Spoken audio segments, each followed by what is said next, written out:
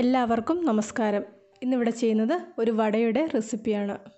1 cup അരിപ്പൊടി ഉണ്ടെങ്കിൽ നമുക്കിത് ഉണ്ടാക്കിയെടുക്കാൻ പറ്റും. ഉഴുന്നോടെയൊക്കെ കഴിക്കുന്നതിനേക്കാൾ ഒന്നും കൂടെ ടേസ്റ്റാണ് ഈ വട കഴിക്കാൻ. ഇനി നമുക്കിത് ഉണ്ടാക്കുന്നത് എങ്ങനെയാണെന്ന് നോക്കാം. ഈ ചാനൽ ഇതുവരെ സബ്സ്ക്രൈബ് ചെയ്തിട്ടില്ലെങ്കിൽ സബ്സ്ക്രൈബ് ചെയ്ത് റൈറ്റ് സൈഡിലായിട്ട് വരുന്ന ബെല്ലൈക്കണും കൂടി ഒന്ന് ആക്റ്റീവാക്കി ഓൾ എന്ന ഓപ്ഷനും ക്ലിക്ക് ചെയ്യുവാണെങ്കിൽ ഞാനിടുന്ന ഓരോ വീഡിയോയുടെയും നോട്ടിഫിക്കേഷൻ നിങ്ങൾക്ക് അപ്പോൾ കിട്ടുന്നതായിരിക്കും. വടയ്ക്ക് വേണ്ട ചേരുവകളെല്ലാം ഇവിടെ എടുത്തു വെച്ചിട്ടുണ്ട്. ഇതിനെയൊന്ന് മിക്സ് ചെയ്തെടുക്കാം.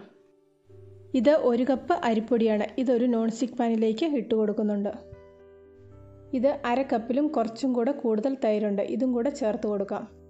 ഇങ്ങനെ ചേർത്ത് കൊടുക്കുമ്പോൾ പുളിയില്ലാത്ത തൈര് വേണം ചേർത്ത് കൊടുക്കാൻ. ഇത് 1 കപ്പ് വരെ ചേർത്ത് കൊടുക്കുന്നതിലും കുഴപ്പമൊന്നുമില്ല. തൈര് അളന്നെടുത്ത കപ്പിൽ തന്നെ 1 കപ്പ് വെള്ളവും കൂടെ ചേർത്ത് അതും കൂടി ഇതിലേക്ക് ചേർത്ത് കൊടുക്കുന്നുണ്ട്. ഒരു പച്ചമുളക് ചെറുതായിട്ട് അരിഞ്ഞത്, 1 സ്പൂൺ ഇഞ്ചി ഗ്രേറ്റ് ചെയ്തെടുത്തത്, 1/2 സ്പൂൺ ജീരകം, ആവശ്യത്തിന് ഉപ്പ്, കുറച്ച് കായപ്പൊടി ഇവയും കൂടെ ചേർത്ത് കൊടുക്കാം.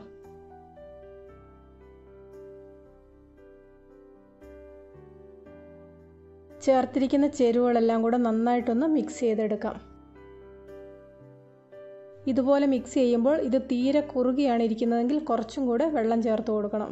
ഇതിപ്പോൾ കുറച്ച് കുറുകിയാണ് ഇരിക്കുന്നത്. ഇതിലേക്ക് കുറച്ചും കൂടെ വെള്ളം ചേർത്ത് കൊടുക്കുന്നുണ്ട്. കുറച്ച് ലൂസായിട്ട് വേണം ഈ ബാറ്റർ ഉണ്ടാക്കിയെടുക്കാൻ. ബാറ്റർ ഇവിടെ റെഡി ആയിട്ടുണ്ട്. ഈ വീഡിയോ കണ്ടിട്ടുണ്ടെങ്കിൽ ഇതിൻ്റെ ഒരു പാകം മനസ്സിലാകും. ഇത് വീട്ടിൽ തന്നെ പൊടിച്ചെടുത്ത് വറുത്ത അരിപ്പൊടി ആയതുകൊണ്ടാണ് ഇത്രയും വെള്ളം ചേർക്കേണ്ടി വന്നത്. കടയിൽ നിന്നും മേടിക്കുന്നതാണെങ്കിൽ ഇത്രയും ചേർക്കേണ്ട ആവശ്യമില്ല. വെള്ളം ചേർത്ത് കൊടുക്കുന്ന സമയത്ത് ഇതൊന്ന് ശ്രദ്ധിച്ചിട്ട് ചേർത്ത് കൊടുത്താൽ മതി. കൂട്ടുകളെല്ലാം ഇതുപോലെ മിക്സ് ചെയ്തതിന് ശേഷം ഇത് അടുപ്പത്ത് വെച്ചൊന്ന് കുറുക്കിയെടുക്കണം. അടുപ്പത്ത് വെക്കുന്ന സമയത്ത് തീ കുറച്ച് കൂട്ടിയിട്ട് കൊടുക്കാം. ഇത് കുറുകി വരുമ്പോൾ തീ ഒന്ന് കുറച്ചിട്ട് കൊടുക്കണം. ഒരു 3-4 മിനിറ്റ് കൊണ്ട് തന്നെ ഇത് കുറുകി കിട്ടും.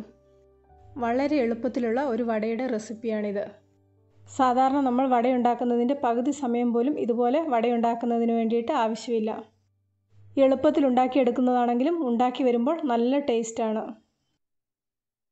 ഇവിടെ ഇപ്പോൾ കൂട്ടുകളെല്ലാം നന്നായിട്ട് കുറുകി വരാൻ തുടങ്ങിയിട്ടുണ്ട്. അരിപ്പൊടിയൊക്കെ ഇവിടെ നന്നായിട്ട് കുറുകി വന്നിട്ടുണ്ട്. ഇനി ഇത് അടുപ്പത്ത് നിന്ന് മാറ്റാം. വീഡിയോ ഒന്ന് ശ്രദ്ധിച്ചിട്ടുണ്ടെങ്കിൽ ഇതിൻ്റെ ഒരു പാകം മനസ്സിലാകും. ഇതിനെ ഒന്ന് തണുക്കാൻ വേണ്ടി വെക്കാം. തണുത്തതിന് ശേഷം വേണം ഇത് ഷേപ്പ് ചെയ്തെടുക്കാൻ.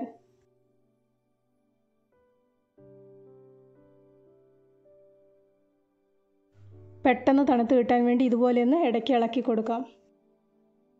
കൂട്ടൊക്കെ ഇവിടെ കൈകൊണ്ട് കുഴയ്ക്കാൻ പാകത്തിന് തണുത്ത് വന്നിട്ടുണ്ട്. ഇനി ഇതിലേക്ക് കുറച്ച് കറിവേപ്പില ചെറുതായിട്ട് മുറിച്ചതും കൂടെ ചേർത്ത് കൊടുക്കാം. കറിവേപ്പില ചേർക്കുന്നതിന് പകരം മല്ലിയില ചേർത്ത് കൊടുത്താലും മതി. ഇതിന് കൈകൊണ്ടൊന്ന് കുഴച്ചെടുക്കാം.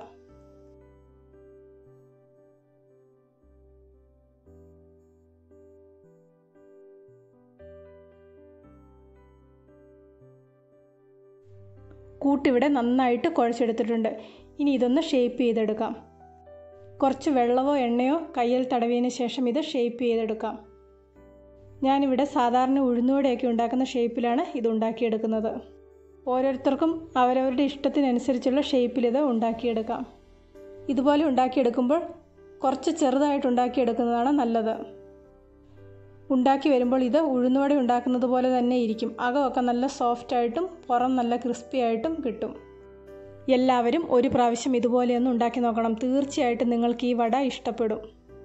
ഈ വട തേങ്ങാ ചമ്മന്തിയുടെ കൂടെ കഴിക്കുന്നത് വളരെ ടേസ്റ്റാണ്. ഷേപ്പാക്കി വെച്ചതിന് ശേഷം ചൂടായ എണ്ണയിൽ ഇത് വറുത്ത് കോരിയെടുക്കാം. ഇടയ്ക്കൊന്ന് തിരിച്ചും മറിച്ചും ഇട്ട് കൊടുക്കണം. ഇന്നത്തെ ഈ റെസിപ്പി എല്ലാവർക്കും ഇഷ്ടപ്പെട്ടെന്ന് വിശ്വസിക്കുന്നു. ഇഷ്ടപ്പെട്ടെങ്കിൽ ലൈക്ക് ചെയ്യാനും ഷെയർ ചെയ്യാനും ചാനൽ സബ്സ്ക്രൈബ് ചെയ്യാത്തവരുണ്ടെങ്കിൽ സബ്സ്ക്രൈബ് ചെയ്യാനും മറക്കണ്ട. പുതിയൊരു വീഡിയോയുമായിട്ട് വീണ്ടും കാണാം.